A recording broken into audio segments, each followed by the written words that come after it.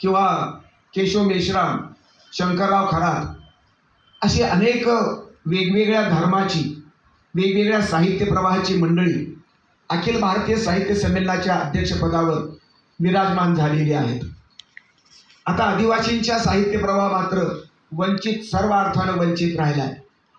मी doctor आमच्या विनायक तुमराबांच्या वेदनेशी मी सहमत आहे. पण ही जशी वाट आत्तापर्यंतच्या 100 वर्षामध्ये जशी ही काही अपवादात्मक उदाहरणं वेगवेगळ्या प्रवाहातली दिसून आलेली आहेत आणि ही भूमिका आता प्रस्थापित समजल्या जाणाऱ्या महामंडळांच्या भूमिकेमध्ये ही लिबरल भूमिका जपणारी, जागणारी माणसं आहेत. ठाले पाटलासारखा माणूस असल्यामुळे दिग्दृतो होऊ शकले.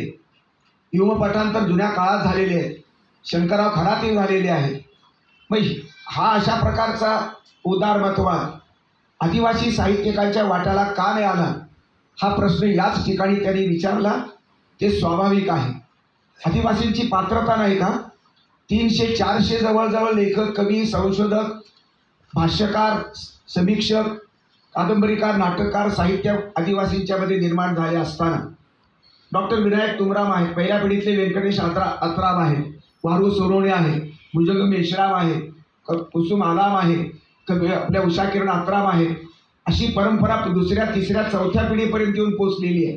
तुकाराम रोमटे, प्रभू राजगडकर आहे, माधव सरकुंडे आहेत, सुनील कुंबरे आहेत, तुमचे गेडाम आहे, उत्तम गेडाम आहेत.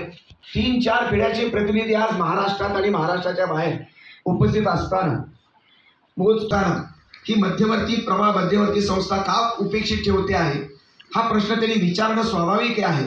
आणि नेमक्या वेळेला, नेमक्या ठिकाणी, नेमके आमच्या मिलिंदरावांच्या आणि सुनीता राजेंच्या उपस्थितीमध्ये हा प्रश्न विचारला, हा अत्यंत बेरकीपणा मला मी मानतो.